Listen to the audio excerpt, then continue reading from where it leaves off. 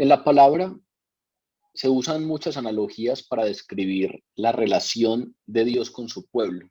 Entonces ustedes van a encontrar, a medida que vayan leyendo, analogías como que Dios es nuestro Padre y el pueblo de Israel pues son los hijos de Dios, o que Dios es el rey y el pueblo de Israel son los súbditos del Señor, o que Él es el pastor y ellos las ovejas, o que Dios es el creador y ellos las criaturas, o que Él es el amo y ellos los siervos, o en el Nuevo Testamento, por ejemplo, los autores neotestamentarios utilizan mucho la analogía del cuerpo humano para hablarnos de que Jesús es la cabeza y todos los miembros de la iglesia son el cuerpo, que no todos tienen las mismas funciones, pero que unidos conforman un solo cuerpo, que es la iglesia, cuya cabeza es Jesús.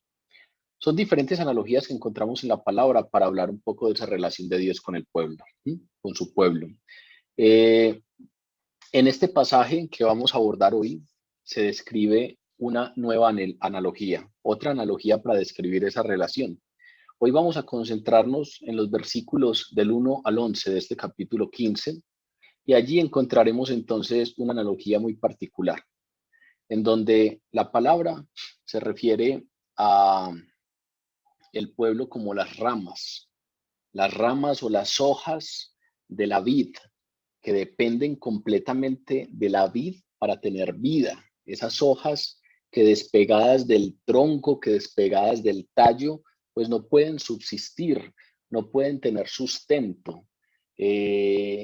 Las raíces entran en la tierra, sacan nutrientes, minerales, agua, y es a través precisamente de la planta, del tallo, del tronco, que todos esos nutrientes y esos minerales pueden llegar hasta las hojas, hasta las ramas. Y entonces, haciendo esta analogía botánica, hoy la palabra nos habla un poco de esa relación de nosotros con Jesús. Nosotros somos las ramas que dependemos completamente de la vid para tener vida, para tener sustento, para tener crecimiento y para dar fruto. Y así como las ramas dependen completamente de la vid, así entonces los creyentes dependen completamente del Señor como fuente de vida, como fuente de sustento y como fuente de cualquier efecto espiritual que puedan generar. Así como las ramas no pueden dar fruto si no están pegadas a la vid, así tampoco entonces los creyentes podrán dar fruto si no están injertos, si no están totalmente adheridos a Jesús. Y esa es en términos generales la analogía de la que hoy nos habla la palabra. Jesús presenta esta analogía entonces la noche anterior a su muerte. Ya sabemos que es un momento intenso. Sus discípulos están tristes por el anuncio de la muerte, están confundidos por el anuncio de la traición.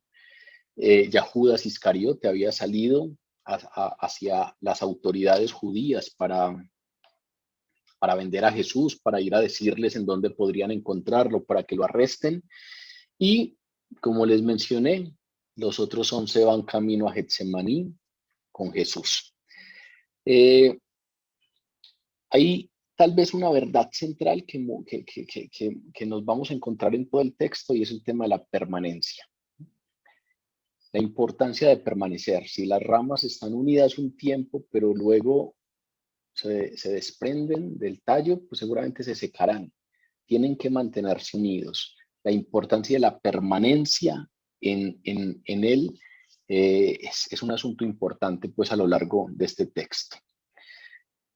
Incluso este texto es interesante, ya lo miraremos, porque nos lleva incluso en términos muy radicales a un asunto básico, y es la permanencia o no de una persona en Cristo revela si es o no salvo. Directamente este texto nos termina llevando a si permanece, es salvo; si no permanece, pues nunca hizo parte, simplemente era un creyente que parecía ser que parecía estar ahí unido, pero que no lo estaba totalmente. Ya lo vamos a ver específicamente. Ese término es un término interesante. Ese término permanecer es el término que en griego, para esa idea se utiliza la palabra griega meno, que describe que algo siga donde está o continúe en ese estado fijo y que perdure. Es decir, aquí nos están hablando precisamente de que no hayan unas fluctuaciones y que no hayan unos cambios en cuanto a ese estar unido, sino que esa unión perdure, esa unión permanezca, esa permanecer como finalmente fuente y prueba de nuestra vida en Jesús. Ese finalmente es el mandamiento que nos trae Jesús a través de este texto. Lo estudiaremos entonces hoy, lo conversaremos un poco para que sepamos de qué se trata y nos daremos cuenta que tiene fundamentalmente dos propósitos. Ese mandamiento de permanecer, Jesús lo dirige hacia los falsos discípulos, hacia aquellos que pareciera que estuvieran ahí con él, pero no lo están, y es una especie de llamado a que ese seguimiento y a que ese discipulado sea real y efectivamente estén unidos a él, pero también tiene el otro sentido, y es dirigido hacia los creyentes genuinos, y es un mandato que los anima a permanecer en él en ese sentido más profundo y completo. Ya entonces lo miraremos. Vamos entonces a leer el texto para arrancar a conversar un poco sobre esta analogía que nos habla de la relación de Dios con su pueblo. Leo entonces para todos Juan 15, versículos del 1 al 11. Yo soy la vid verdadera y mi padre es el labrador. Todo pámpano que en mí no lleva fruto lo quitará y todo aquel que lleva fruto lo limpiará para que lleve más fruto. Ya vosotros estáis limpios por la palabra que os he hablado. Permaneced en mí y yo en vosotros. Como el pámpano no puede llevar fruto por sí mismo, si no permanece en la vid, así tampoco vosotros si no permanecéis en mí. Yo soy la vid, vosotros los pámpanos. El que permanece en mí y yo en él, este lleva mucho fruto, porque separados de mí nada podéis hacer. El que en mí no permanece será echado fuera como pámpano y se secará, y los recogen y los echan en el fuego y arden. Si permanecéis en mí y mis palabras permanecen en vosotros, pedid todo lo que queréis y os será hecho. En esto es glorificado mi Padre, en que llevéis mucho fruto y seáis asimismo mis discípulos. Como el Padre me ha amado, así también yo os he amado. Permaneced en mi amor. Si guardareis mis mandamientos, permaneceréis en mi amor, así como yo he guardado los mandamientos de mi Padre y permanezco en su amor. Estas cosas os he hablado para que mi gozo esté en vosotros y vuestro gozo sea cumplido. El texto comienza hablándonos, o en términos generales el texto nos habla de tres personajes. Tal vez un cuarto.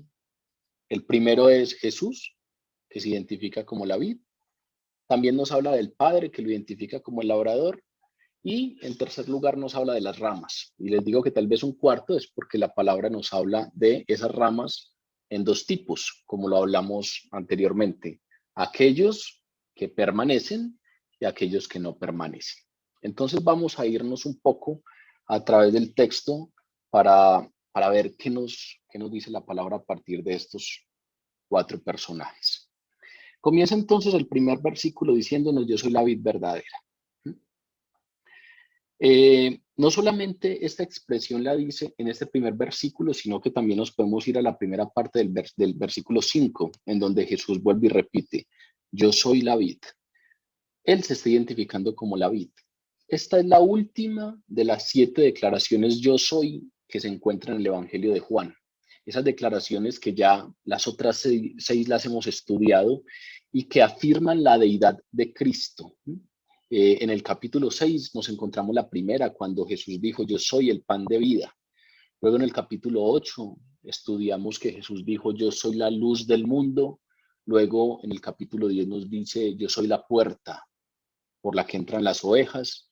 Ahí mismo también nos dice, yo soy el buen pastor. Luego en el capítulo 11 nos encontramos con yo soy la resurrección y la vida. Y en el capítulo que acabamos de estudiar, en el capítulo 14, estudiamos la sexta declaración del yo soy, en el que Jesús dice, yo soy el camino, la verdad y la vida. La séptima declaración yo soy que aparece en este Evangelio de Juan es precisamente esta que estamos estudiando hoy. Yo soy la vid. Él, Jesús, se señala como fuente de vida, como fuente de vitalidad, como fuente de crecimiento, como fuente de productividad espiritual, si lo queremos llamar así. ¿Qué es la vid? Es muy probable que muchos de ustedes sepan, pero probablemente otros no. La vid es un arbusto trepador que tiene un fruto comestible, que ese sí muy seguramente es muy conocido por todos, que es la uva. Entonces es muy probable que algunos hayan escuchado el término vid, que es la planta que da frutos, que da la uva, pero otros lo hayan escuchado más hacia el término viña, tener una viña o tener un viñedo, que finalmente se refiere al cultivo de estas plantas de la vid. Y en el contexto del desierto, en donde sabemos que es una tierra de sequedad y de aridez, no se habla de muchos frutos. No es como aquí en nuestra región, en donde hay frutas exóticas y constantemente, sobre todo pues los que estamos aquí en Colombia, escuchamos que vienen personas de otras latitudes y se asombran de que haya tanta variedad de frutas y van a los supermercados y se asombran con las granadillas o se asombran con que en la calle hayan palos de mango y que puedan coger mangos en la calle. Pues en otras latitudes no hay tanta abundancia de frutas y pues en el contexto desértico, si revisamos el relato bíblico, no son demasiados los frutos, los árboles frutales de los que nos hablan.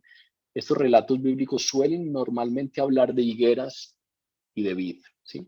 Entonces, en el desierto hay viñedos, en el desierto hay viñas y muy probablemente pues por esta escasez de otro tipo y por la frecuencia con que se presenta esta vid en el desierto, pues fue utilizada por Jesús para hacer esta analogía.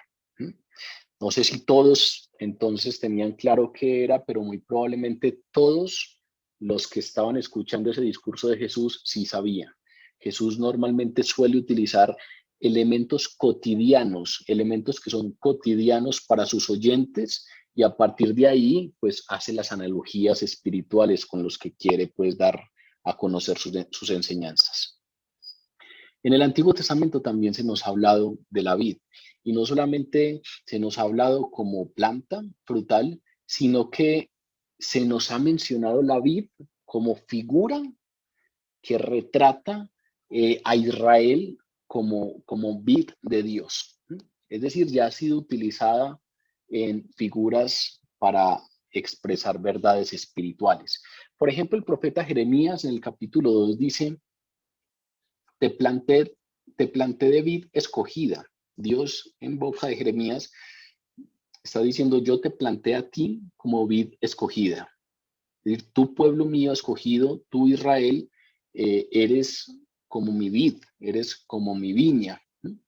Es es como si el profeta estuviera diciendo, Israel es el canal mediante el cual las bendiciones del pacto de Dios fluyen hacia el mundo. Israel es mi vid, es decir, a través de esa vid es que fluyen los nutrientes, a través de esa vid es que fluyen los minerales que pueden llegar a las hojas y generar fruto. Entonces vean que es muy interesante que en el Antiguo Testamento se relaciona al pueblo de Israel como la vid. Vean que aquí, en el texto en el que estamos, ya no se habla de la vid en términos del pueblo, sino que al que se asemeja o al que se relaciona con la vid es Jesús. Pero en el Antiguo Testamento nos encontramos la idea o la imagen de que el pueblo es la vid de Dios. Incluso son constantes las menciones al pueblo de Israel como una vid infiel o como una vid infructuosa. Eh, el Antiguo Testamento constantemente lamenta ese fracaso de Israel para producir buen fruto. Es una vid de la cual Dios esperaba un fruto, pero no llegó lo que se esperaba. Incluso hay un relato conmovedor en Isaías, en el capítulo 51, que describe el rechazo de Israel frente al cuidado amoroso de Dios. Israel como vid que fue cuidada con esmero por Dios y que finalmente esa vid infiel rechaza esos cuidados de su Señor. Ese texto lo voy a leer entero, son 7 versículos, porque creo que nos puede dar una idea clara de cómo se entendía en el Antiguo Testamento esta idea de la viña o la vid, pero referida al pueblo de Israel. Cantaré en nombre de mi amigo querido una canción dedicada a su viña. Mi amigo querido tenía una viña en una ladera fértil. La cavó, la limpió de piedras y la plantó con las mejores cepas. Edificó una torre en medio de ella y además preparó un lagar. Él esperaba que diera buenas uvas, pero acabó dando uvas agrias. Y ahora, hombres de Judá, habitantes de Jerusalén, juzguen entre mi viña y yo. ¿Qué más se podría hacer por mi viña que yo no lo haya hecho? Yo esperaba que diera buenas uvas, pero dio uvas agrias. Voy a decirles qué es lo que haré con mi viña. Le quitaré su cerco y será destruida. Derribaré su muro y será pisoteada. La dejaré desolada y no será podada ni cultivada. Le crecerán espinos y cardos. Mandaré que las nubes no lluevan sobre ella. La viña del Señor Todopoderoso es el pueblo de Israel. Los hombres de Judá son su huerto preferido. Él esperaba justicia, pero encontró ríos de sangre. Él esperaba rectitud, pero esperó gritos de angustia. Esa misma relación se hace en el Nuevo Testamento para ilustrar el rechazo que hace Israel de los mensajeros de Dios. Vean las similitudes tan interesantes que hay entre ese texto de Isaías que acabamos de leer y este texto que nos encontramos en el capítulo 21 de Mateo. Dice Jesús: oíd otra parábola. Hubo un hombre, padre de familia, el cual plantó una viña, de cercó un vallado, cavó en ella un lagar, edificó una torre y arrendó a unos labradores y se fue lejos. Y cuando se acercó el tiempo de los frutos, envió a sus siervos a los labradores para que recibiesen sus frutos. Mas los labradores, tomando a los siervos, a uno golpearon, a otro mataron y a otro apedrearon. Entonces envió de nuevo otros siervos, más que los primeros, e hicieron ellos de la misma manera. Finalmente, el dueño de la viña envió a su hijo diciendo: tendrán respeto de mi hijo. Mas los labradores, cuando vieron al hijo, se dijeron entre sí: este es el heredero, venid, matémosle y apoderémonos de su heredad. Y tomándole, le echaron fuera de la viña y le mataron. Cuando venga pues el señor de la viña, ¿qué hará a aquellos labradores? Le dijeron: a los malos destruirá sin misericordia y arrendará su viña a otros labradores para que le paguen el fruto a su tiempo. Y Jesús les dijo: ¿nunca leísteis en las Escrituras? La piedra que desecharon los edificadores ha venido a ser la cabeza del ángulo. El Señor ha hecho esto y es cosa maravillosa a nuestros ojos. Por tanto os digo que el reino de Dios será quitado de vosotros y será dado a gente que produzca los frutos de él. Leí estos dos textos que sé que son largos, tomando el riesgo pues de que de pronto por el medio en el que estamos no siguieran el hilo, porque son dos textos obviamente que tienen un paralelismo muy claro, pero sobre todo son dos textos que nos permiten entender claramente cómo esa figura de la vid y de la viña se viene utilizando desde el Antiguo Testamento y se viene utilizando como el medio a través del cual se puede dar fruto. Las ramas, los pámpanos, no pueden dar fruto si no están unidas a la vid. Pero en el Antiguo Testamento esa vid claramente está identificada con el pueblo de Israel. Es decir, el pacto, las promesas y las bendiciones de Dios en el Antiguo Testamento vienen totalmente dadas a través del pueblo de Israel. El pueblo de Israel es el canal, el conducto a través del cual esas bendiciones de Dios podían fluir hacia otras naciones. Pero resulta que esa viña infiel pues hizo todo esto que ustedes acabaron de escuchar. Los frutos que esperaba el Señor eran buenos frutos, pero terminó dando frutos malos. Esperaba buenas uvas, pero terminó dando uvas agrias. Y entonces, ¿qué dice el Señor? Pues dejaré que esa viña sea destruida. Y ahora termina Jesús diciendo, el Señor envió mensajeros a aquellos que estaban a cargo de esa viña, pero los mataron, no les hicieron caso, incluso envió a su hijo y tampoco lo hicieron. Y termina diciéndole al pueblo de Israel, el reino de Dios será quitado de vosotros y será dado a gente que produzca frutos de él. Menciono esto entonces porque me interesa que tengamos muy claro la transición que hay entre el pacto antiguo y el nuevo pacto. A través de la figura de la vid queda muy claramente representada la diferencia entre estos dos pactos. La diferencia radica fundamentalmente entre ese conducto, entre aquella vid, por llamarlo en términos de la analogía que estamos estudiando hoy. La apostasía de Israel, su idolatría, conquistaron otros pueblos y no hicieron como Dios les dijo: cuando conquistéis otros pueblos, no sigáis las instrucciones de los que viven allí, no adoren a los dioses de los que adoran a aquellos naciones extranjeras que habitan en la tierra que ustedes van a habitar. Los altares de esos dioses destruyanlos, derríbenlos. Pero el pueblo de Israel no hizo caso y se postró ante otros dioses y tomó como propias tradiciones que no eran propias, sino que eran pues de pueblos ajenos. Y finalmente todo esto terminó llevando a que los frutos que esperaba Dios de Israel pues no se dieran. Y esa apostasía de Israel convirtió a este pueblo en una vid vacía, en una vid arrasada, en una vid que no da buenos frutos. Y ahora nos lo dice el texto que estamos estudiando hoy: todas las bendiciones de Dios vienen solo a través de la unión con Cristo Jesús, que es la vid verdadera. Aquí hay una idea teológica fuerte.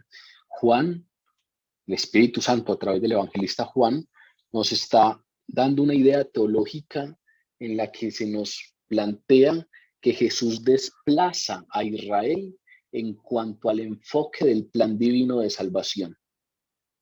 Esto implica entonces que la fe en Jesús se vuelva la característica decisiva para la membresía en el pueblo de Dios. En el Antiguo Testamento, para ser del pueblo de Dios había que nacer en el pueblo judío, había que ser de Israel. En cambio, en este cambio que se nos está planteando en este texto, la fe en Jesús es la característica fundamental para ser del pueblo de Dios. Como Jesús constantemente le decía a los judíos: ustedes están confiados por ser hijos de Abraham.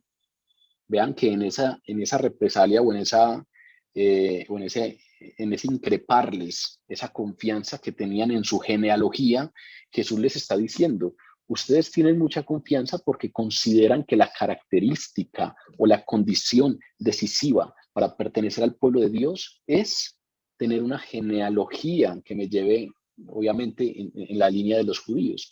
Entonces, como en sus tribus ustedes son capaces de definir una genealogía que va hasta Abraham, se encuentran tranquilos.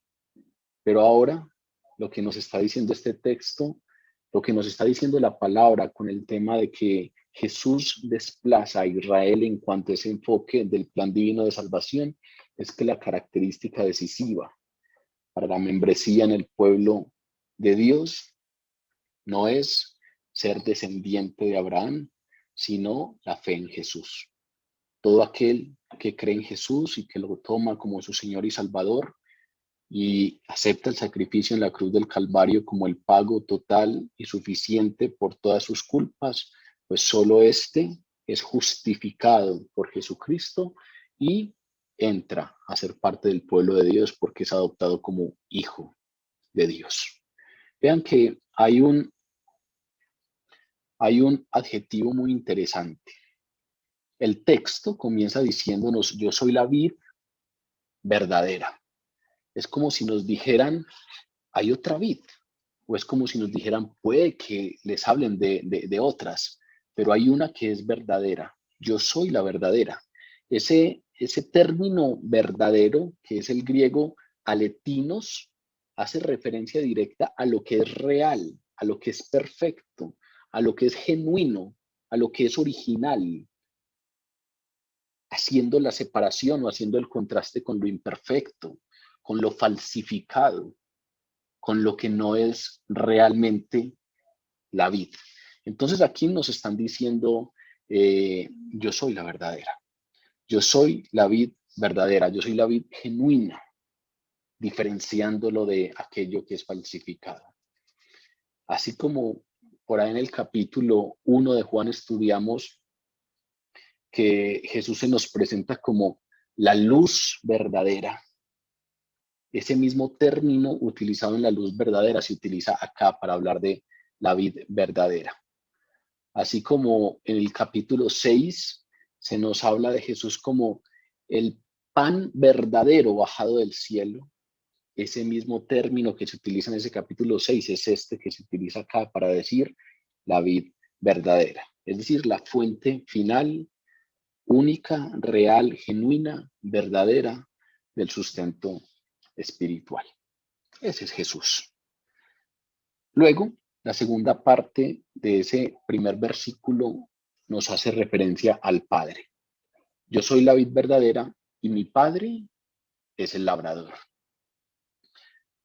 Hace 8 días tocamos un poco el tema de la importancia de entender que algunas declaraciones de Jesús en el Evangelio que plantean el sometimiento de él a la voluntad del Padre, de ninguna manera quieren expresar inferioridad de Jesús frente al Padre, porque el Evangelio en su mensaje completo nos permite entender claramente que las tres personas de la Trinidad son iguales en esencia, en naturaleza, en jerarquía.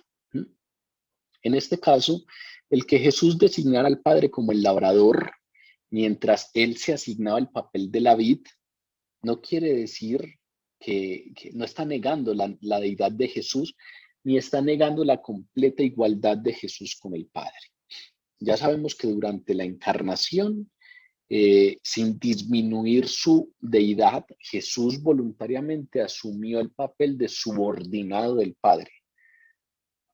Recuerden en el Evangelio que hemos venido estudiando, constantemente hemos llegado a expresiones de Jesús como lo que yo hablo no lo hablo por mi cuenta, sino las palabras que me ha dado el Padre para que hablase, esas son las que hablo. Estas obras no son mis obras, sino que son las obras que me ha dado el Padre para que hiciera. El Hijo hace lo que ve hacer al Padre, dice en otra parte. Entonces, constantemente encontramos esa declaración de subordinación, de voluntaria subordinación. Y aquí encontramos algo parecido. Padre como labrador y Dios Hijo como viña. Y la idea de esta analogía que utiliza Jesús para hablarnos de la relación entre Dios y su pueblo, pues no es definir la relación entre el Padre y el Hijo. Entonces es interesante hacer esa acotación porque el enfoque fundamental de esta analogía es enfatizar la relación entre Dios y su pueblo y en este caso enfatizar el cuidado del Padre por la vid y por las ramas. El Padre es el viñador, el Padre es el granjero que vela por el cuidado de la vid y vela por el cuidado de las ramas. Entonces, fundamentalmente esta es la relación que quiere mostrar Jesús acá. Hay una palabra interesante cuando él habla de labrador, y es la palabra yorgos, que en griego habla de aquel que ara o que labra la tierra. Por lo tanto, cuando hablamos de esa figura, obviamente se nos viene a la cabeza la idea de un granjero, la idea de un campesino, la idea de un cultivador, o en este caso, pues la idea de un viñador. Por eso en algunas traducciones de la palabra ustedes encontrarán el padre es el viñador, en otras encontrarán el padre es el labrador, y Jesús aquí lo utiliza en ese sentido. El padre es el que prepara la tierra, el padre es el que abona, el padre es el que va y corta, el padre es el que poda, el padre es el que vela porque la vid y las ramas estén en perfecto estado, en la mejor de las condiciones para que pueda producir el fruto esperado. Ese es el papel entonces, según esta analogía del padre. Además de plantar, fertilizar, regar la vid, el viñador o el labrador pues tenía esa responsabilidad total de cuidarla, y eso implica que se tienen que cortar, por ejemplo, las ramas que no dan fruto, aquellas ramas que se están secando, aquellas ramas que probablemente pueden quitarle nutrientes a otras que sí están dando fruto, pues son cortadas. Pero aparte de eso, las que sí están dando frutos también son podadas. Si ustedes conocen a alguien que sepa de jardinería, o si han visto algo de jardinería en televisión o en alguno de sus familiares, pues podrán entender que ese tema de la poda no es solamente de aquellas ramas que no dan fruto, sino que incluso algunas de las que sí están dando fruto tienen que podarse, tienen que cortarse un poco para que den más fruto, para que el fruto se produzca mejor. Y entonces el papel del labrador integra esas dos cosas. La relación de ese labrador con las ramas que no están dando fruto y entonces tienen que ser cortadas, pero también la relación de ese labrador con las ramas que sí dan fruto, pero que igualmente tienen que ser podadas para que den un mejor fruto o para que den más fruto.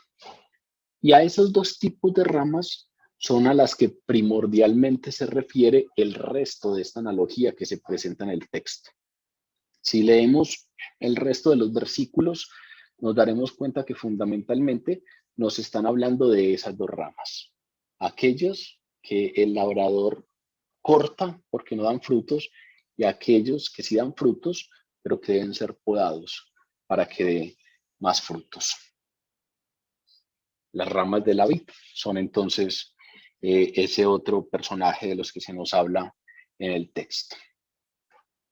Todo pámpano que en mí no lleva fruto, lo quitará. Y todo aquel que lleva fruto, lo limpiará para que lleve más fruto. Ya vosotros estáis limpios por la palabra que os he dado, que os he hablado. Permaneced en mí y yo en vosotros. Como el pámpano no puede llevar fruto por sí mismo si no permanece en la vid, así tampoco vosotros si no permanecéis en mí. Yo soy la vid y vosotros los pámpanos. El que permanece en mí, yo en él, este lleva mucho fruto, porque separados de mí nada podéis hacer.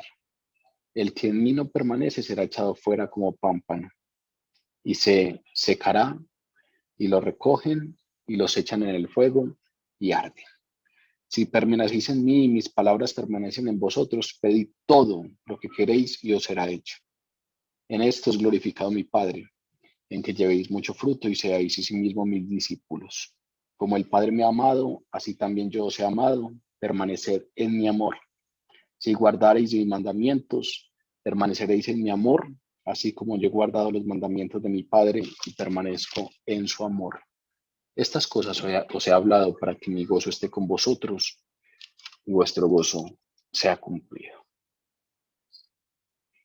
Refiriéndose entonces a las ramas de la vid, si revisamos este texto, esta gran parte del texto que acabamos de leer, encontramos que hay tres marcas distintivas. Si fuéramos a hablar primero de las ramas que sí dan fruto, de las ramas que llevan fruto y que por lo tanto serán limpiadas para que lleven más fruto, que es de lo que habla aquí Jesús en ese versículo segundo, en la segunda parte, y todo aquel que lleva fruto lo limpiará para que lleve más fruto.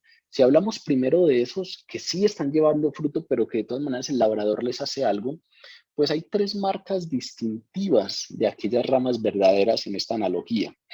Lo primero que caracteriza a estos es que llevan fruto. Vean que es muy interesante que cuando Jesús nos habla de la diferencia entre estas ramas, realmente la gran diferencia es las que llevan fruto y las que no llevan fruto. Todo pámpano que en mí no lleva fruto, lo quitará. Y todo aquel que lleva fruto, lo limpiará para que lleve más fruto. Es como si nos estuviera hablando de dos tipos de personas, de dos tipos de creyentes, y nos dijera explícitamente que una de las características que diferencian a estos dos tipos son, o es, perdón, el que produzcan frutos.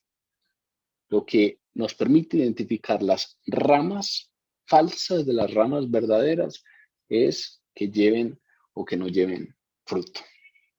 Pero aparte de eso, nos dice que las ramas verdaderas permanecen en el amor de Cristo. Las ramas verdaderas son las que logran permanecer unidas a la vid. Y fuera de eso, nos dice que las ramas verdaderas funcionan en cooperación completa con esa fuente de vida que es la vid. Es decir, las ramas verdaderas son las que producen fruto, las ramas verdaderas son las que permanecen unidas a la vid, que es ese amor de Cristo, y las ramas verdaderas producen fruto porque funcionan en cooperación completa con la fuente de vida, con todo lo que logra venir a través del tallo, de la vid. Y en ese funcionar en cooperación completa, pues Jesús nos dice cosas como que estos guardan los mandamientos, como aspectos generales de qué es funcionar en cooperación completa. Estos intentan seguir el ejemplo de Jesús, que no obedeció al Padre. Estos intentan entonces caminar en obediencia como prueba de amor, ¿sí? Lo cual no quiere decir pues que las ramas verdaderas son las que nunca caen. Aquí no está diciendo que las ramas verdaderas son los que nunca pecan. Aquí no está diciendo que las ramas verdaderas son las que nunca tienen un desliz. Aquí no quiere decir que los que están unidos al amor de Cristo son los que obedecen a la perfección. No. Hay ocasiones en que hay deslices, hay ocasiones en que hay desobediencia, hay ocasiones en donde no hay esa permanencia completa y entonces por eso es que Jesús también pone a estos como destinatarios.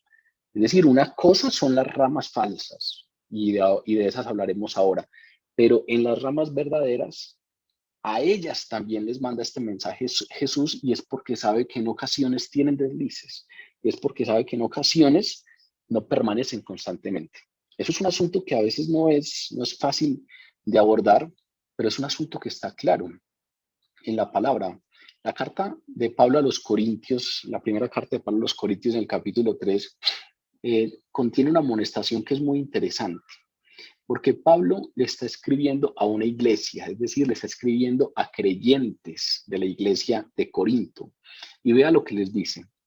De manera que yo, hermanos, no pude hablarles como a espirituales, sino como a carnales. Les tuve que hablar como a niños en Cristo. Les di a beber leche y no vianda, porque aún no eran capaces, ni son capaces todavía, porque son carnales, pues hay entre ustedes celos, contiendas y disensiones. No son carnales entonces y andáis como hombres. Pablo le está escribiendo a una iglesia, Pablo le está escribiendo a creyentes, Pablo les llama hermanos. Cuando les dice, de manera que yo, hermanos, no pude hablarles como espirituales, les está haciendo una amonestación no a aquellos que están lejos del pueblo del Señor, no a aquellos que no hacen parte de la iglesia, sino a aquellos que hacen parte de la iglesia, que creen en Cristo, que, que Él entiende como hermanos en la fe, pero que les falta, pero que se están dejando llevar por algunas cosas. Ustedes se están dejando llevar por los celos, entre ustedes hay contiendas, entre ustedes hay disensiones, entre ustedes hay peleas. Me imagino que habían ahí unas relaciones tensas en la iglesia, y entonces Pablo les dice, ustedes son creyentes, pero no les pude hablar como espirituales, sino como a carnales. No les pude dar alimento sólido, sino que me tocó cuando les hablé darles a beber leche, porque ustedes no eran capaces de discernir ciertas cosas, porque son carnales, porque están todavía dejándose llevar por algunos asuntos que tienen más que ver con temas de la carne que con temas del espíritu. Pero también es muy interesante como en el Apocalipsis, cuando Jesús le habla a las iglesias, cuando se le da la orden a Juan para que le escriba a las iglesias, Jesús a través de la carta a la iglesia de Éfeso reprende a la iglesia de Éfeso por su reducida devoción hacia él. Tengo algo contra ti, le dice a la iglesia de Éfeso, y es que has dejado tu primer amor. Apocalipsis 2:4. Tengo algo contra ti y es que has dejado tu primer amor. Es la carta a la iglesia de Éfeso. ¿Por qué traigo a colación esto?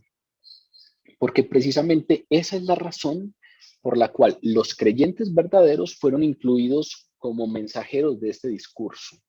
Esa es la razón por la cual Jesús está frente a sus discípulos y obviamente a través de ellos esto les va a llegar a muchos falsos creyentes, esto le va a llegar a muchos incrédulos que pueden convertirse, pero los mensajeros directos son esos 11 que ya creen, esos 11 que en algunos momentos Jesús les preguntaba, ¿y quién creen ustedes que soy yo?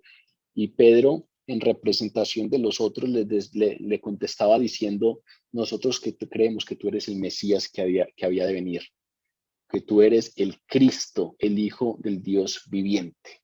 Estos ya lo habían identificado como Mesías, creían en él como Mesías, serían los que continuarían la obra eclesial.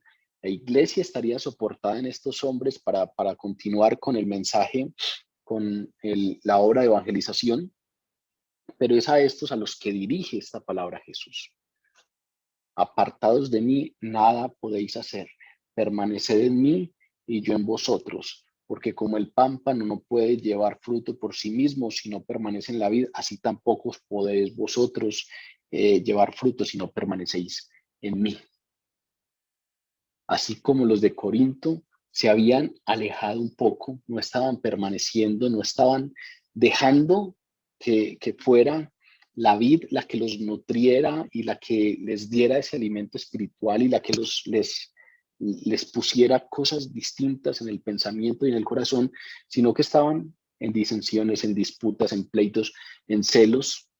Así también muy seguramente la iglesia de Éfeso se dejó distraer por muchas otras cosas y entonces viene la carta a la iglesia de Éfeso, tengo algo contra ti y es que perdiste tu primer amor, te has dejado enfriar por algunas otras cosas. Y vea que en ninguno de los dos textos les está diciendo, ustedes ya no son creyentes.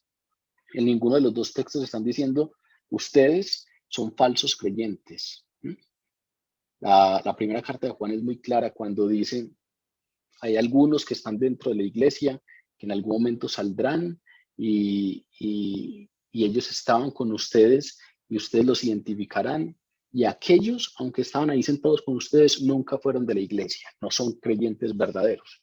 Aquí no se está diciendo esto, sino que está diciendo que hay algunas veces que nos deslizamos, que hay algunas veces que nos enfriamos, que hay algunas veces que nos distraemos, que hay algunas veces en donde los celos, las contiendas, las disputas, los afanes del día a día terminan estando más en nuestro pensamiento y en nuestro corazón que algunas otras cosas a las que nos llama Dios. Y por lo tanto, también para nosotros es ese mensaje, permanezcan en mí, que alejados de mí nada pueden hacer. Vean que después de esta especie de regaño, eh, hay una exhortación a volver y a volver en confianza, no con el temor de, no, entonces yo soy la rama falsa, la rama que seré cortada y echada al fuego, sino entendiendo que al creyente, a la rama verdadera, también se le poda, también se le tienen que hacer poditas para que dé más fruto y que entonces este discurso de Jesús también tiene esa dirección. Y por eso comenzamos diciendo, la obra del labrador tiene dos enfoques, una para las ramas falsas que deben ser cortadas y echadas al fuego, pero también hay una limpieza y una poda para las ramas que dan fruto. La primera carta de Juan, en el capítulo 2, tiene algo muy interesante frente a esto que estamos hablando. Juan les escribe diciéndoles en el capítulo 2 de la primera carta, hijitos míos, estas cosas les escribo para que no pequéis. Es decir, les está diciendo, ustedes son de la iglesia, ustedes son creyentes y ustedes se están dejando llevar por algunas cosas. Les estoy escribiendo esto para que no pequen, para que intenten no pecar. Pero inmediatamente añade, pero si alguno pecare, abogado tenemos para con el Padre, a Jesucristo el justo, y Él es la propiciación por nuestros pecados, y no solamente por los nuestros, sino también por los del mundo. Vean que Juan viene claramente y le da el mensaje al creyente diciéndole, intente permanecer, intente no pecar, intente no dejarse llevar por los celos, por las contiendas, intente no dejarse llevar por los afanes de este mundo. Pero si peca, sepa que tiene un abogado. Sepa que el ministerio de Jesús en este momento en el cielo es interceder por usted y por mí cuando caemos, interceder ante el Padre por usted y por mí cuando pecamos. Eso es muy interesante porque este texto suele interpretarse en términos de que la permanencia en Jesús, en términos de ser de las ramas verdaderas o de las ramas falsas, tiene que ver con ese asunto de ser obediente completamente o no. Y aunque somos llamados a la santidad y aunque el Espíritu Santo, precisamente la obra que hace en nosotros es la del camino de santidad, también la palabra es clara diciéndonos, santo y justo no hay sino uno, y esa obra, aunque vamos progresando, llegará a su culmen perfecto cuando estemos allí en la gloria. Y por ahora, pues tenemos esa vida de esforzarnos, pero en ocasiones tenemos un desliz y en ese momento también tenemos que pararnos y saber que Jesús es nuestro abogado y por lo tanto entonces tenemos quien abogue por nosotros, quien nos defienda delante del Padre. Vean que aquí menciono todo esto para que podamos entender que este llamado tiene que ver también con los discípulos verdaderos, con las ramas verdaderas, con aquellos que están caminando con sinceridad y con honestidad detrás de Jesús, pero que necesitan también un llamado. Todos necesitamos constantemente un llamado a cuidado, permanezcan, permanezcan. Pablo lo dice de una manera muy clara. Guardad vuestra salvación con temor y temblor. Es decir, como si nos estuviera diciendo, presten atención todos los días a su salvación. Ocúpense de eso con intención y con atención.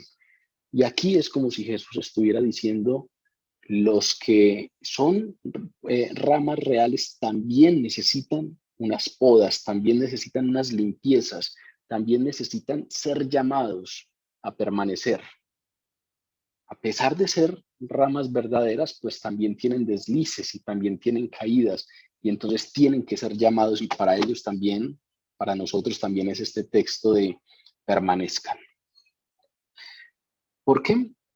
Pues porque precisamente lo que hará el Padre, el labrador, con esas ramas, es que tomará todo aquel que lleva fruto y lo limpiará para que lleve más fruto. es decir, para que sea más productivo espiritualmente, si cabe el término. Ese limpiar da la idea de podar y es parte esencial, como decíamos ahora, de la vinicultura del siglo I, por hablar del tiempo en el que está este texto, pero también lo es hoy en día. Se necesita podar. Si uno revisa un poco ese proceso de poda en los viñedos, pues hay 4 operaciones fundamentales. Lo primero que se tiene que hacer es eliminar los brotes en los extremos más vigorosos para que no crecieran tan rápido. Hay algunas ramas que son mucho más vigorosas, que tienen unos crecimientos más acelerados, y esos brotes en esos extremos o en esas ramas que son muy vigorosas se podaban para que no crezcan tan rápido. Pero también en los viñedos se corta las ramas buenas entre 30 y 60 centímetros al final de esos brotes para evitar que los quiebre el viento. Si se dejan demasiado largos, el viento los quiebra y posiblemente el corte que haga el viento no es adecuado. En cambio, el corte que hace el labrador, pues lo sabe hacer, es experto en ello y lo sabe hacer sin hacerle daño a la planta. Y entonces hay que cortar para que el viento no dañe la planta. Pero también incluso se eliminan algunas flores o racimos de uva de forma que los restantes se puedan producir de mejor manera y produzcan un mejor fruto. Y finalmente, hay algunos brotes que surgían de la tierra o del tronco, y hay algunas ramas que surgen de ahí que se van quitando para que no le quiten fuerza a la vid. Entonces vean que hay ciertos procesos de poda muy interesantes en esta analogía que propone Jesús. El Padre, entonces, que es el labrador, limpia las ramas verdaderas, eliminando lo que las debilita espiritualmente, eliminando todo aquello que vaya dificultando o entorpeciendo ese proceso de dar fruto. Y esa limpieza requiere ciertas cosas. Requiere quitar cosas, requiere limitar algunas cosas que hay en la vida de esas ramas que los distraen, que limitan su justicia, que no contribuyen hacia ese dar fruto. Y entonces, en ese limpiar, pues hay algunos elementos que la palabra nos dice que en ocasiones se utilizan. Por ejemplo, el tema de la disciplina. La palabra nos dice que el Padre utiliza la disciplina para limpiarnos. Y en esa disciplina caben muchas cosas. Hay un texto clásico de la carta a los Hebreos que es un recordatorio para quienes están pasando por procesos de disciplina en el Señor, que dice: si soportáis la disciplina, Dios os trata como a hijos. Porque ¿qué hijo es aquel a quien el Padre no disciplina? Pero si os deja sin disciplina, de la cual habéis sido participantes, entonces serían bastardos y no hijos. Si el Padre no los disciplina, pues son bastardos y no hijos. Por otra parte, tuvimos a nuestros padres terrenales, dice el texto, que nos disciplinaban y los venerábamos. ¿Por qué no obedeceremos mucho mejor al Padre de los Espíritus y viviremos? Y aquellos ciertamente por pocos días nos disciplinaban como a ellos les parecía, pero para lo que es más provechoso, para que participemos en su santidad. Es verdad que ninguna disciplina al presente parece ser causa de gozo, sino de tristeza, pero después da fruto apacible de justicia a los que en ella han sido ejercitados. Vean qué interesante cómo termina el texto. Esa carta a los Hebreos, en esta parte, que es el capítulo 12 de la carta a los Hebreos, nos habla de cómo precisamente el labrador utiliza ciertas cosas para limpiarnos, ciertas cosas para disciplinarnos, y esa disciplina no tiene que ver con que Dios se olvidó de mí. Esa disciplina no tiene que ver con que mis cosas le son indiferentes a Dios. Esa disciplina, por el contrario, tiene que ver, como dice el autor de la carta a los Hebreos, que hijo sería aquel al que el padre no disciplina.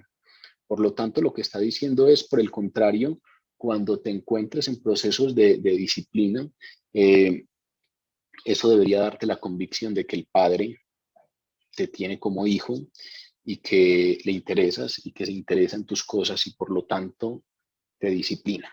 Pero nos da una característica de la disciplina. Dice, es verdad que ninguna disciplina al presente, es decir, en el momento en que uno está siendo disciplinado, ninguna disciplina es causa de gozo, sino de tristeza. Entonces piense en algunas cosas que a usted le han generado tristeza.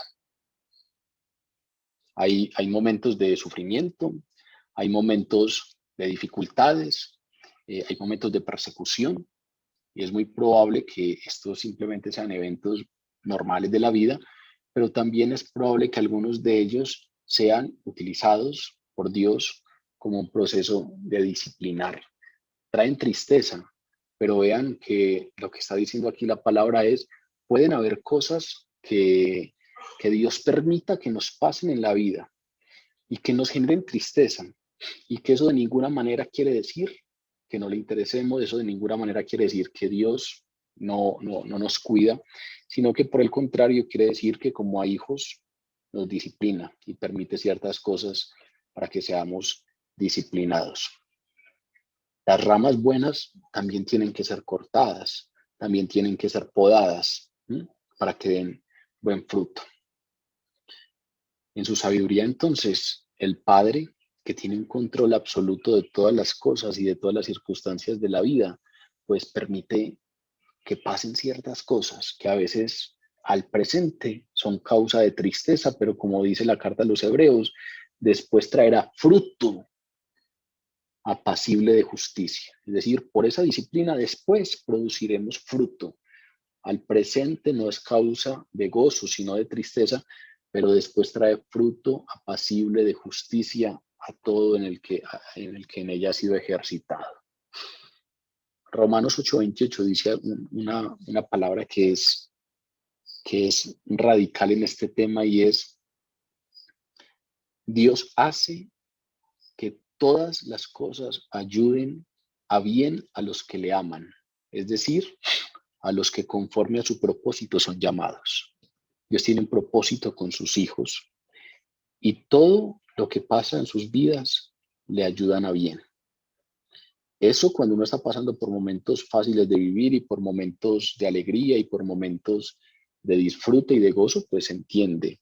Pero cuando se pasa por dificultades, cuando se pasa por tristezas y cuando se pasa por sufrimientos, es muy probable que no entendamos. Pero la palabra dice claramente: Él hace que todas las cosas ayuden a bien a los que le aman. Todas las cosas ayudan a bien a los que le aman. Y es muy probable que muchas de las cosas que vivimos en el presente no las entendamos, en el presente no sean causa de gozo, en el presente sean más bien causa de tristeza, pero después traerá fruto apacible de justicia a todo en el que en esa disciplina ha sido ejercitado. Pero la palabra también nos dice que la única manera de limpiar no es a través de eso, no es a través de esas fuentes de tristeza. La palabra también relaciona la palabra misma como fuente de limpieza, como instrumento de poda utilizada por Dios. Jesús le dijo a los 11 discípulos en el lavatorio de los pies: vosotros estáis limpios por la palabra que os he hablado. Es decir, la palabra que pronuncia Jesús tiene un efecto, y ese efecto es limpiarnos.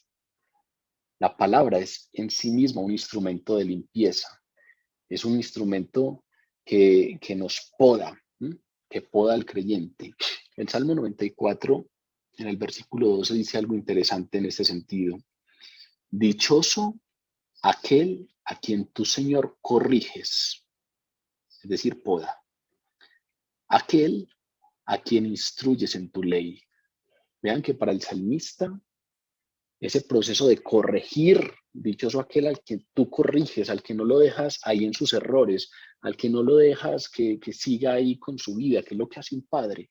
Cuando un padre ve que su hijo está muy caprichoso, cuando ve que su hijo está muy pataletoso, pues no lo deja ahí, sino que lo corrige, y lo disciplina, y lo castiga o lo reprende. Aquí el salmista está diciendo: dichoso aquel a quien tú, Señor, corriges. aquel a quien instruyes en tu ley.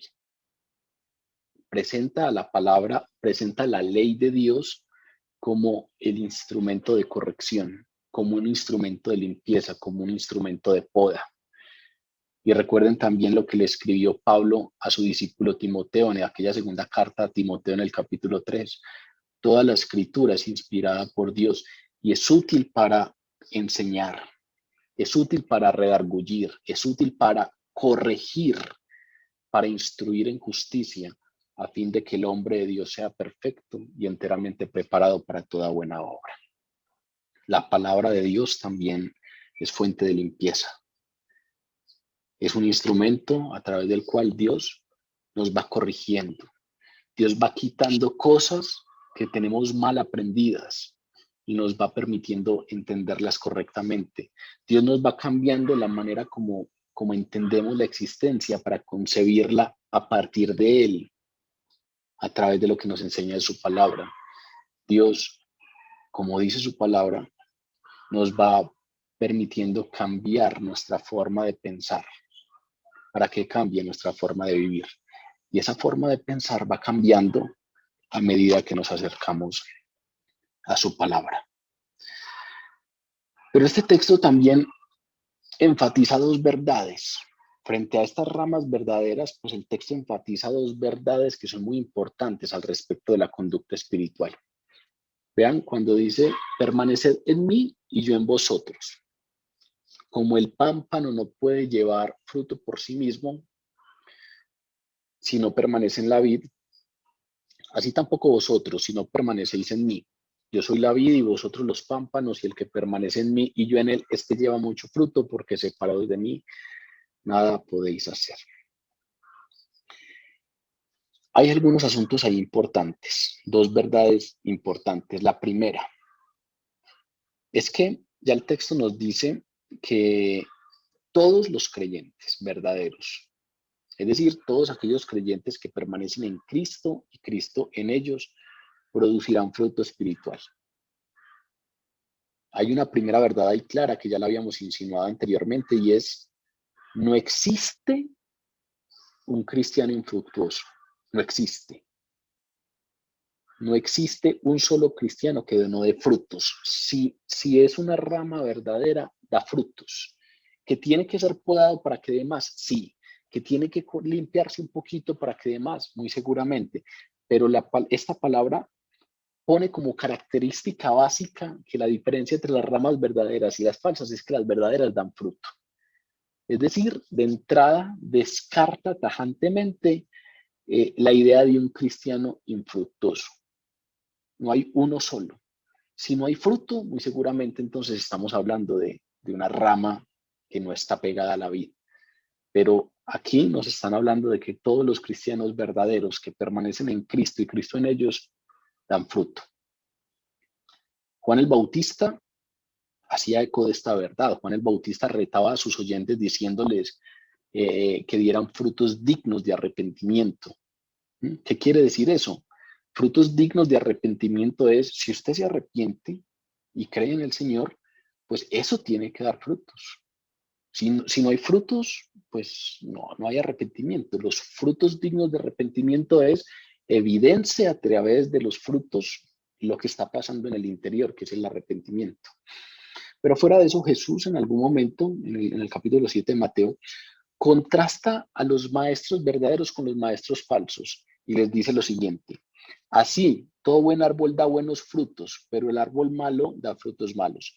No puede el buen árbol dar malos frutos, ni el árbol malo dar buenos frutos. Todo árbol que no da buen fruto es cortado y echado al fuego. Así que por sus frutos los conoceréis. ¿Recuerdan hace poco cuando estudiamos el mandamiento de Jesús relacionado con el amor? Juan 13:34, un nuevo mandamiento os doy, que os améis unos a otros, como yo os he amado, que también os améis unos a otros. En esto conocerán que son mis discípulos.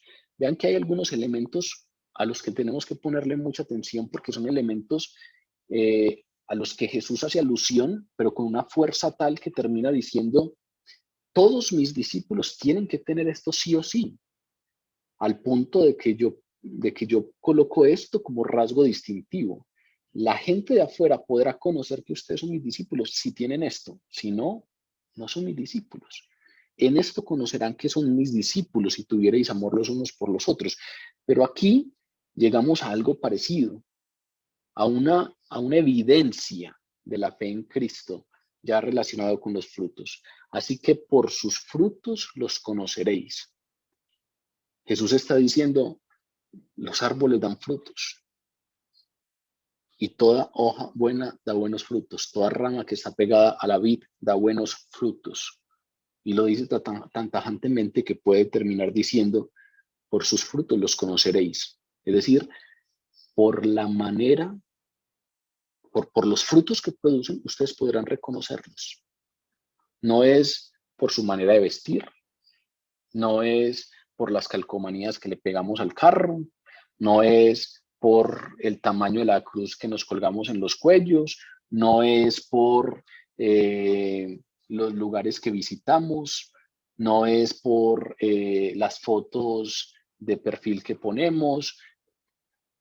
Jesús no dice nada de eso cuando le dice a la gente, vea, esto es lo que yo les doy para que reconozcan los que realmente son míos.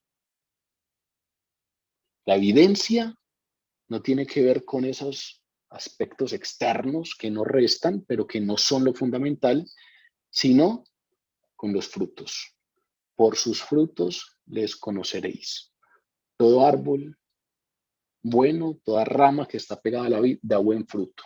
No existe tal cosa como un cristiano infructuoso, porque el fruto es el punto que nos permite reconocerlo. Pero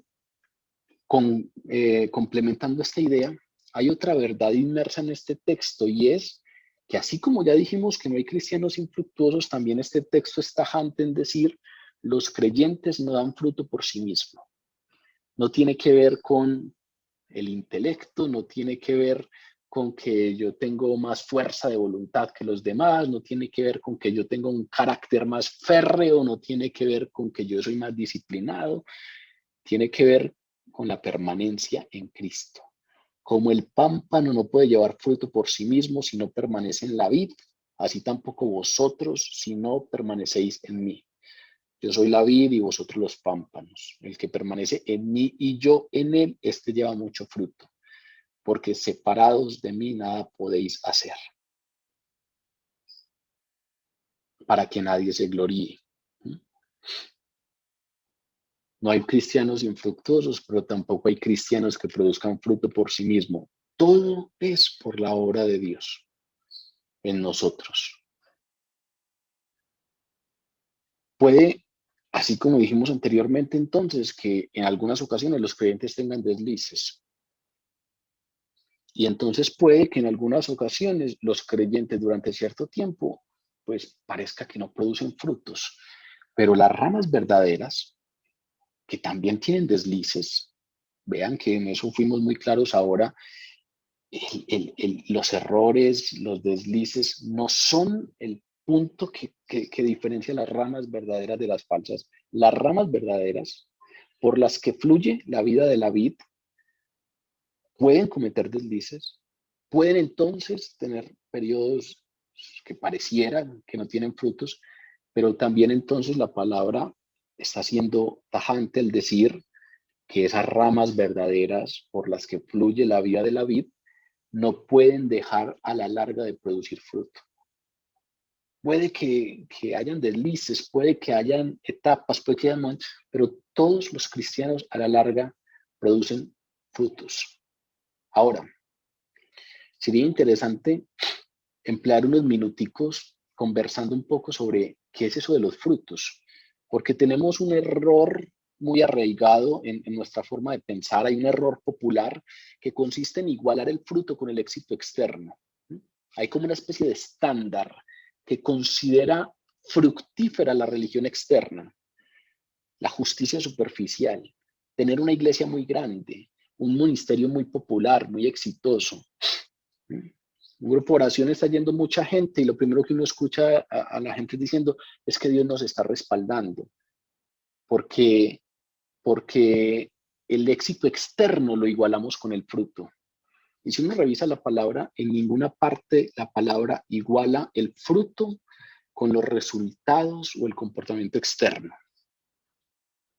En su lugar, las escrituras son muy claras al definir el fruto en términos de calidad espiritual.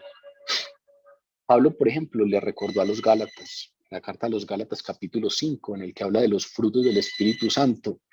Dice, el fruto del Espíritu es amor, gozo, paz, paciencia, benignidad, bondad, fe, mansedumbre, templanza. Contra tales cosas no hay ley.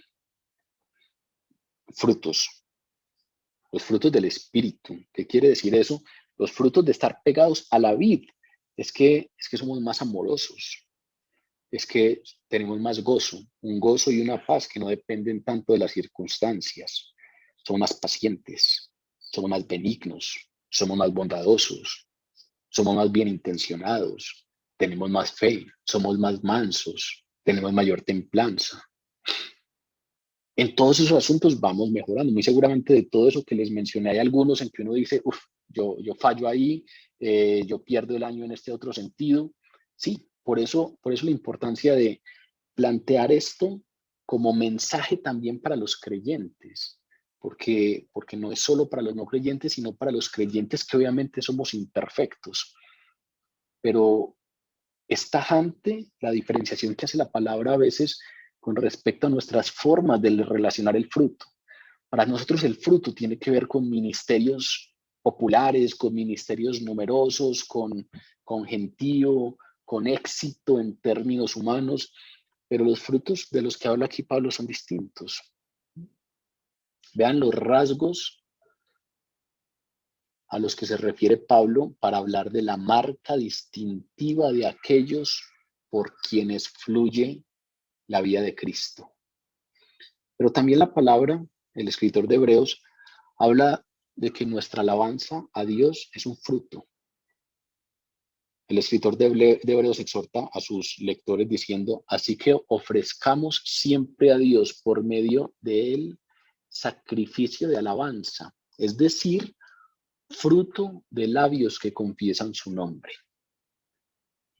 El escritor de Hebreos entonces dice, aquellos por los que fluye la vida de Cristo tienen otro rasgo distintivo, y es que hay fruto en sus labios, y ese fruto es alabanza a Dios.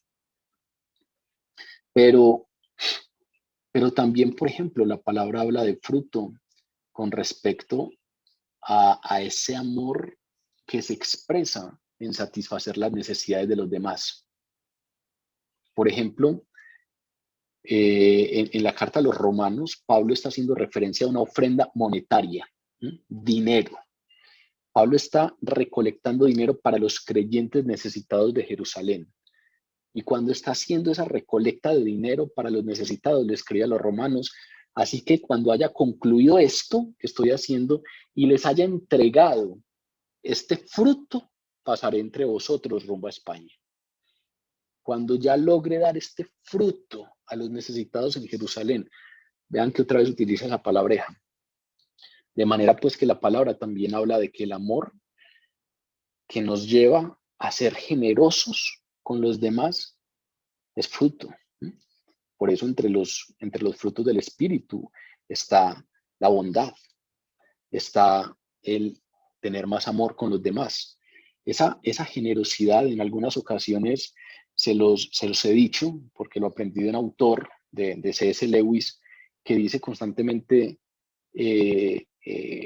parte del discurso constante en nuestras iglesias es sobre el dinero, y eso lo único que evidencia es la espiritualidad inmadura que tenemos. Porque una de las cosas que deberían ser un rasgo distintivo de los cristianos es la generosidad. Entender que todo viene de Dios tiene que tener un efecto fulminante en nosotros, y es permitirnos hacernos que nos extendamos a las necesidades de los demás. Aquí Pablo está hablando también de eso. El no ser indiferentes, pero ese interés que no solamente se queda en la oración, sino ese interés que lleva a quitar un poco de acá para entregar un poco allá, es entendida como fruto. Las ramas verdaderas también dan de ese fruto. Y en general encontramos que la palabra también se refiere a los nuevos conversos, ¿sí? A las personas que creen como fruto. Por ejemplo, en la carta a los romanos, en el primer capítulo, Pablo dice, no quiero que ignoren que muchas veces me he propuesto ir a ustedes para tener también entre ustedes algún fruto. Es decir, me he propuesto en ir a Roma para que a través de mi predicación hayan frutos del evangelio, es decir, nuevos creyentes. De manera pues que vean más o menos los aspectos o los rasgos a partir de los cuales la palabra nos permite entender a qué frutos está haciendo alusión la palabra. Cuando aquí hablamos de las ramas que están unidas a la vid dan frutos, sí o sí. Es muy probable que uno lee eso y de inmediato se imagina predicación, se imagina orar por los enfermos, se imagina un ministerio específico, se imagina algo que tenga que ver con visibilidad, con que yo me paro enfrente de alguien o dirijo la oración en tal parte. Pero aquí la palabra no está hablando de ninguna manera solo de ese punto. Tal vez esas cosas uno las podría poner ahí en el último aspecto que mencionamos. La predicación para que otras personas crean, podría entrar en ese último aspecto, pero fundamentalmente aquí la palabra está hablando de algo que viene por dentro y que son frutos por ese fluir de la vida dentro de nosotros. Mansedumbre, templanza, el amor, todo este asunto de la paciencia, la paz, el gozo, la benignidad, la fe, que incluso no se quedan solo en mí, sino que me llevan a hacer algo para extenderme hacia las necesidades de los demás, pues son los frutos a los que se refiere la palabra. A veces algo muy distinto a esas ideas de éxito en términos de producción espiritual que entendemos nosotros que solamente hacen alusión a a ese éxito en términos humanos. Frente a esas ramas verdaderas, pues esta palabra también nos habla de una bendición muy interesante. Y es una bendición que viene en la promesa de Jesús. Si permanecéis en mí y mis palabras permanecen en ustedes, pedid todo lo que queráis y os será hecho. Si ustedes revisan ese versículo 7, es una promesa radical. Pero es una promesa radical que presupone la satisfacción de tres condiciones. La primera es la oración que Jesús promete responder, es la que se hace en su nombre. Si permanecéis en mí, pedid todo lo que queráis. Y ya anteriormente había dicho, pedid todo lo que queráis al Padre en mi nombre y lo recibiréis.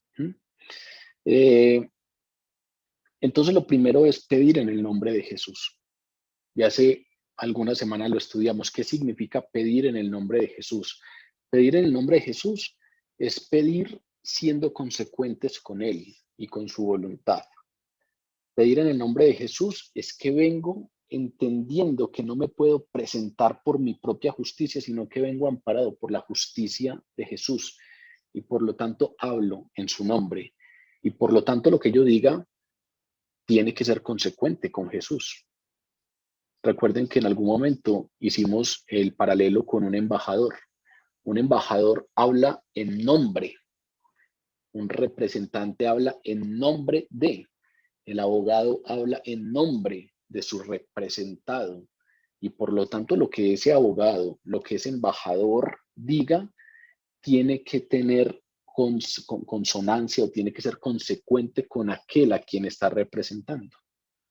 Y por lo tanto cuando Jesús dice, permanezcan en mí, pidan en mi nombre, pues nos está diciendo que hay una primera condición que tiene que cumplir la oración que Jesús promete responder y tiene que estar en consecuencia con Jesús y con su voluntad. La segunda es que esa promesa es solo para quienes permanecen en Jesucristo. Permaneced en mí y yo en vosotros y todo lo que pidáis os será hecho. Y la tercera es que las palabras de Cristo permanezcan esas palabras de Cristo tienen que permanecer. Vean, si permanecéis en mí y mis palabras permanecen en ustedes. Aquí antes de esta promesa, Jesús habla de esa permanencia, pero involucra también las palabras. Y las palabras de Jesús, pues, en griego hacen relación a esa forma plural del sustantivo rema, que es el término que se utiliza constantemente para hablar de la palabra de Dios. Es decir, que Jesús aquí es como si nos estuviera diciendo que la promesa de la oración respondida solo se da para aquellos cuyas vidas están controladas por la palabra de Dios, por lo que la palabra exige de nuestras vidas, por lo que la palabra, hacia donde la palabra lleva nuestras vidas. Aquellos cuyas vidas estén siendo dirigidas por la palabra, pues son aquellos hacia los cuales se dirige esa promesa. Aquellos que oran en consonancia con lo que es Jesús y su voluntad, aquellos que permanecen en Jesús y aquellos en quienes la palabra de Jesús permanece. Estos orarán conforme a la voluntad del Padre y entonces todo aquello que pidan os será hecho. Vean que eso es muy probable un enfoque muy distinto a algunas veces que nos hemos acercado a este versículo 7, que muy probablemente cuando uno pasa encuentra ahí como una especie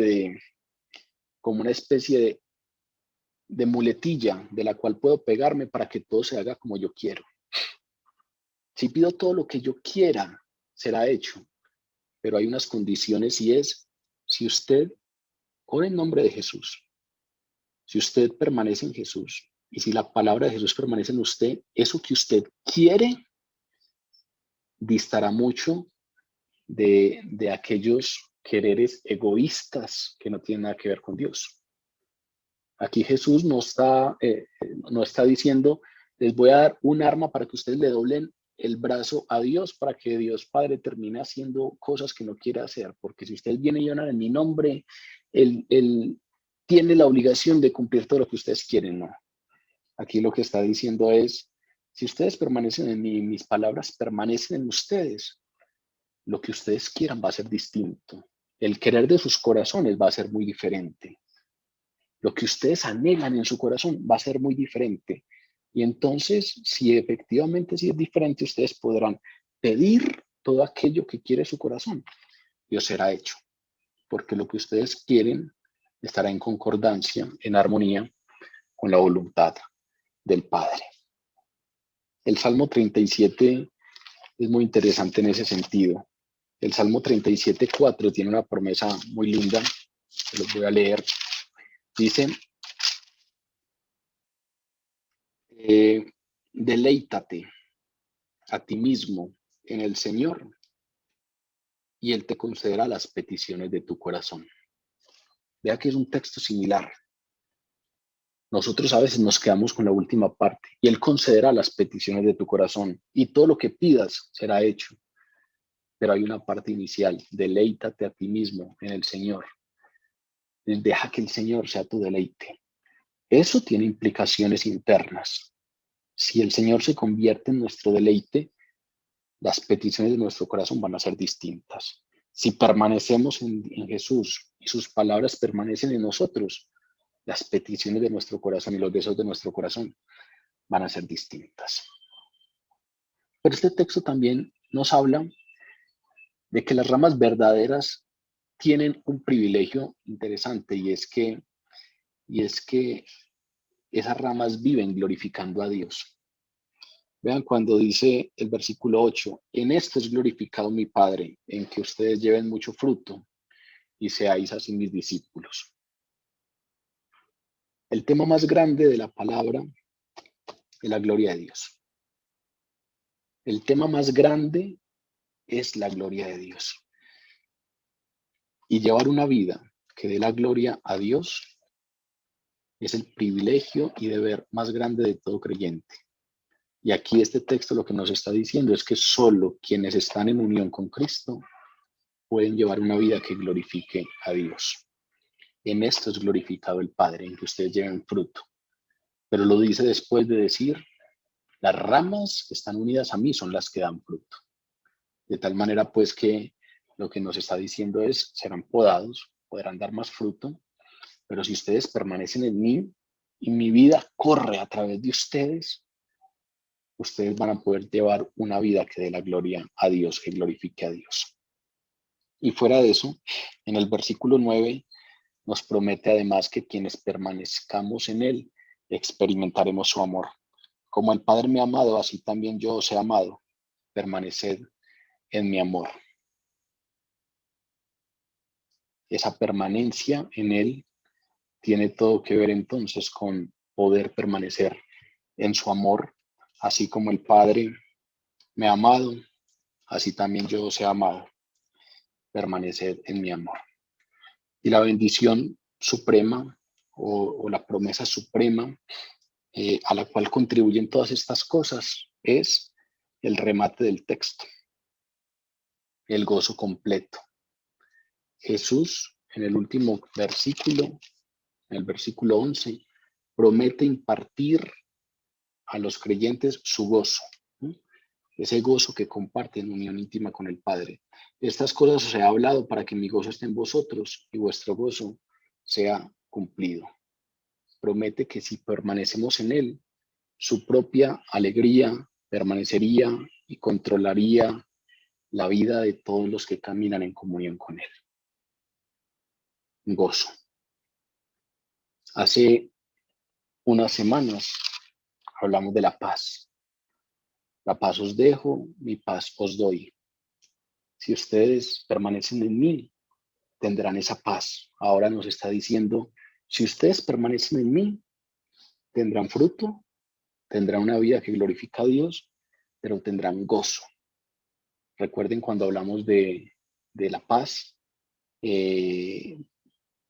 planteamos una característica básica y es que esa paz y ese gozo de Dios sobrepasa todo entendimiento.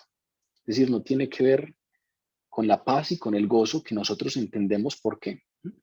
Eh, hay buenas noticias y nos pondremos gozosos o posiblemente uno podrá consumir cierta sustancia que tiene un efecto en nuestro organismo y nos pondrá gozosos, cosas que entenderemos el por qué, pero aquí la palabra nos dice, Dios nos da una paz y un gozo que sobrepasa todo entendimiento. Lo estudiamos cuando hablamos de la paz y ahora estamos hablando del gozo. Si ustedes permanecen en mí y yo en ustedes, pues mi gozo estará en ustedes y vuestro gozo será cumplido. Estamos hablando entonces de un gozo que no depende de las circunstancias, de un gozo que no está supeditado a los acontecimientos vividos, un gozo que no está definido en términos de la ausencia de dificultades, en términos de la ausencia de ansiedad. Recuerden que pusimos en ese entonces el ejemplo de Pablo. Con todo y por todo he aprendido a tener contentamiento, tanto en la escasez como en la abundancia, tanto en la salud como cuando padezco enfermedades. Es decir, tengo contentamiento, lo que los autores cristianos han llamado la extraña joya del contentamiento. ¿Cómo es posible que esta persona con lo que está viviendo tenga ese paz y ese gozo en el corazón? ¿Cómo es posible que tal persona que está afrontando tal dificultad tenga ese contentamiento? La extraña joya, un contentamiento que no depende de las circunstancias y que, como dice este texto, pues tiene como causal principal la permanencia en Jesús. Vean que el enfoque fuerte de este texto es para los creyentes, no es para los ramas o los pámpanos que son falsos. Fundamentalmente, este texto Jesús lo incluyó en su discurso de despedida a los discípulos. Se los dijo directamente a sus 11 discípulos restantes, excluyendo a Judas, porque hay un llamado fuerte a permanecer. Es un llamado seguramente que si Dios permitió que hoy abordáramos este tema, es un llamado a usted y a mí, a que independiente de si hace mucho conocemos a Dios o no, de si hace mucho estamos en su caminar, pues hay un llamado: permanezcan, permanezcan. Seguramente hay deslices, vuelvan. Nos hemos enfriado un poco, vuelvan. Tengo algo contra ti, has perdido tu primer amor, vuelve. Permanezcan, permanezcan. Y en ese permanecer puede que haya momentos difíciles, pero eso no quiere decir que Dios se haya olvidado. Dios está podando algunas cosas, nos está disciplinando, nos está preparando para cosas mejores. Todas las cosas suceden para el bien de los que le aman, lo entendamos o no. Todas las cosas suceden para el bien de los que conforme a su propósito son llamados. Nuestras vidas podrán ser vidas que glorifiquen a Dios, y Él, como dice, nos dio todas estas cosas para que su gozo sea cumplido en nosotros y nuestro gozo sea cumplido. Pero claro, también hay un enfoque hacia las ramas falsas, hacia las ramas que no permanecen, hacia las ramas que no dan fruto. Fundamentalmente, la primera parte del versículo 2 y el versículo 6 nos hablan de estos. Todo pámpano que en mí no lleva fruto, lo quitará, dice la primera parte del versículo 2. Y el versículo 6 dice: y el que en mí no permanece, será echado fuera como pámpano y se secará, y los recogen y los echan en el fuego y arden. Vean que hay un destino muy distinto. Jesús dice que todas estas cosas, el propósito de todo esto que nos ha hablado, que le ha hablado a los discípulos y a partir de ellos a nosotros, es para que mi gozo esté en vosotros y vuestro gozo sea cumplido. En cambio, el destino de estos que no llevan fruto, de estos que en él no permanecen, es muy distinto.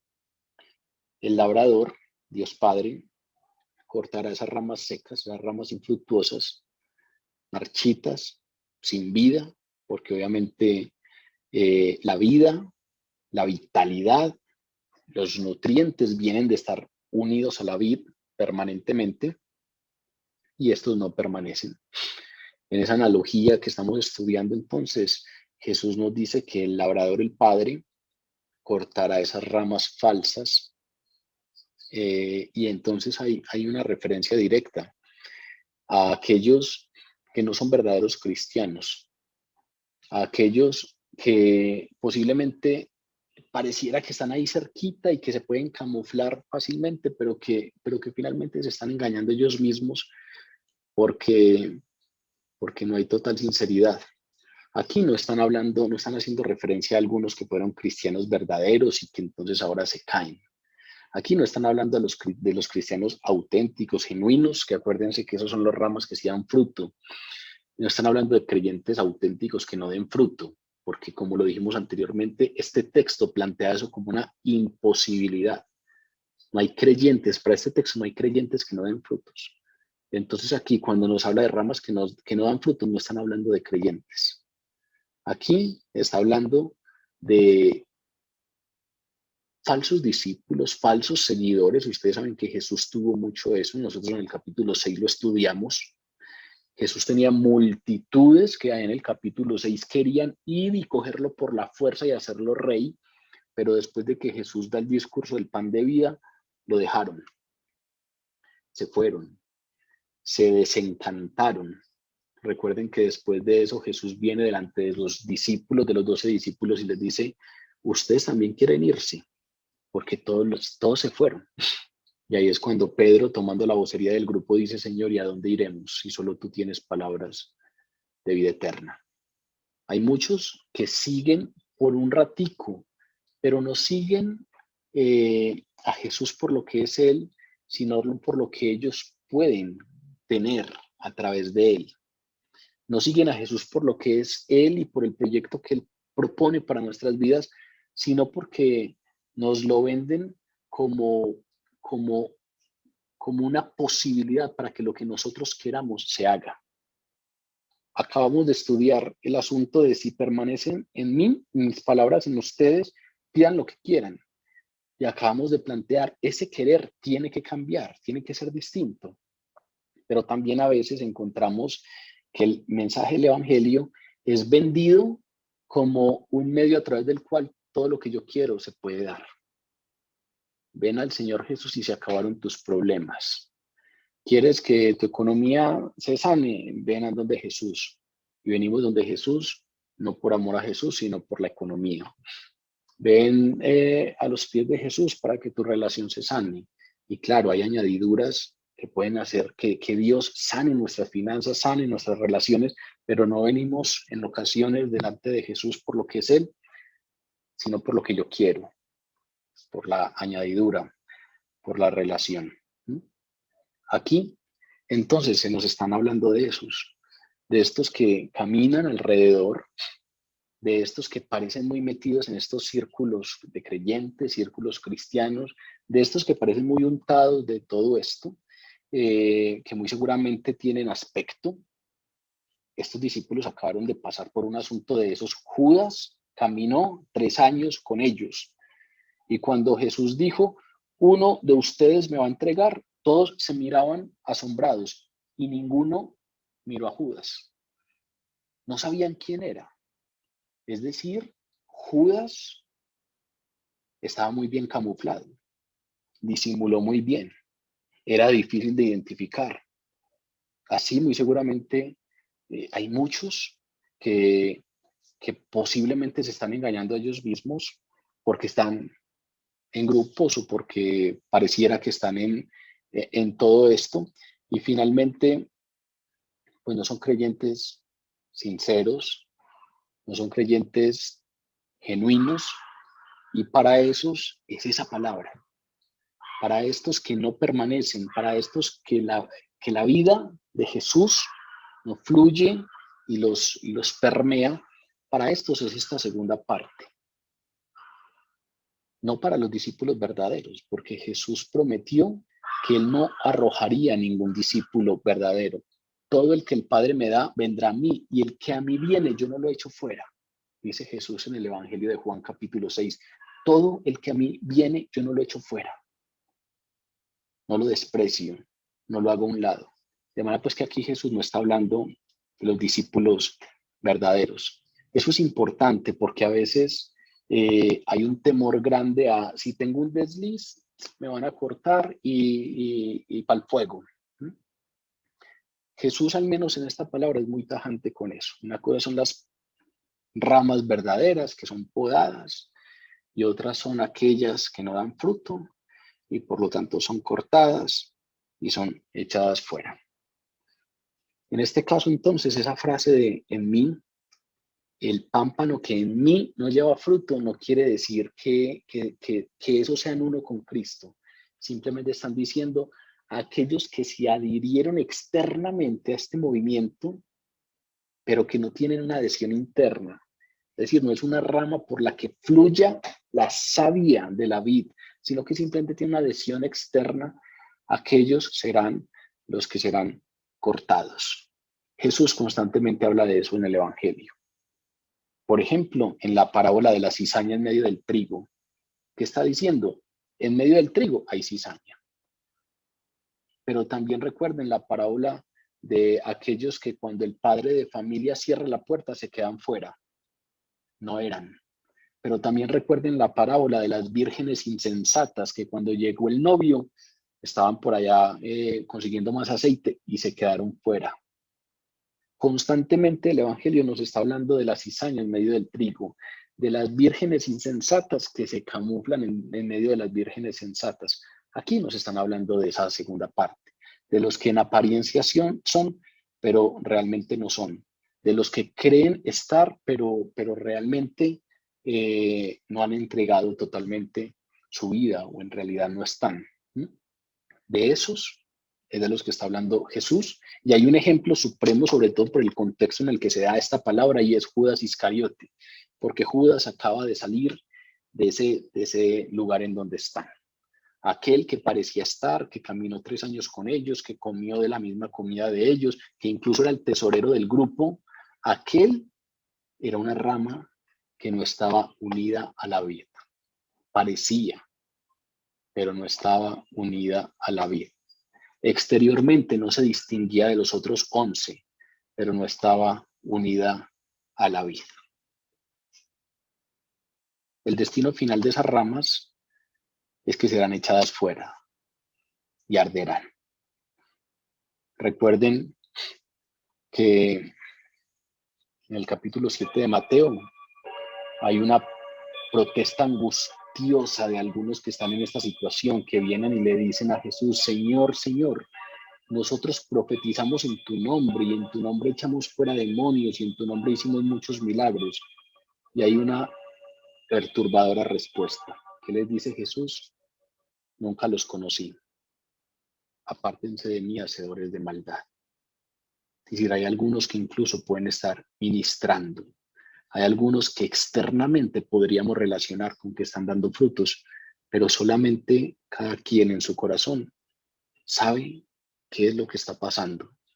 Nunca los conocí. Apartados de mí, hacedores de maldad. Es esa perturbadora respuesta que le da Jesús a aquellos que parecían estar, pero finalmente no permanecían unidos a Él. Para concluir, siendo ya las 8, este texto nos habla de la permanencia como mandato y como prueba. Yo recuerdo que hace muchos años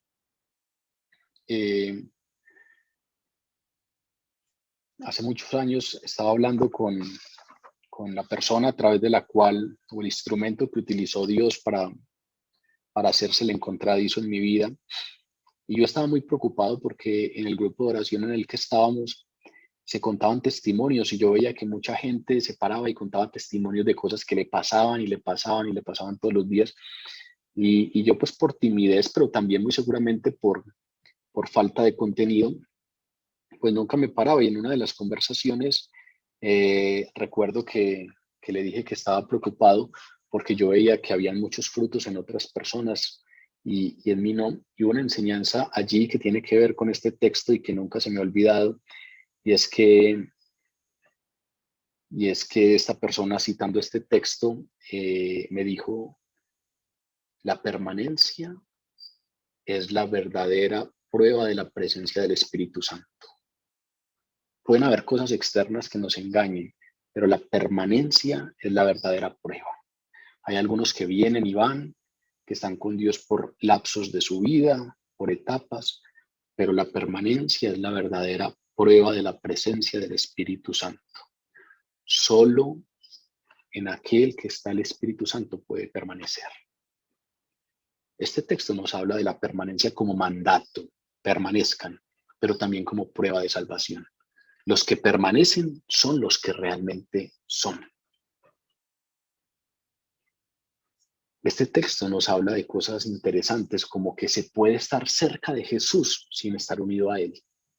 Las ramas ahí de la vid, unas ramas que no están unidas a Él, están muy cerquitas, pero se puede estar cerca de Jesús sin estar unido a Él. Y ese es un llamado a que usted y yo evaluemos nuestra vida, porque se puede estar muy cerquita de Jesús sin estar unido a Él. Se puede estar teniendo una vida muy llena de cositas que parezcan o nos hagan sentir que estamos cerca sin estar unido a Él. No es un asunto de en qué grupo me congrego, no es un asunto de si externamente parezco, es un asunto de permanecer unido a Él. Y el mensaje del texto es claro. Quienes permanecen en Jesús son discípulos auténticos, producirán un comportamiento acorde a lo que son y darán como resultado gozo y una vida que glorifica a Dios. Y aquellos que no están unidos, es decir, aquellos que se están engañando a sí mismos, cuya profesión de fe es falta, pues no darán el fruto y al final serán sacados fuera. Vamos a orar.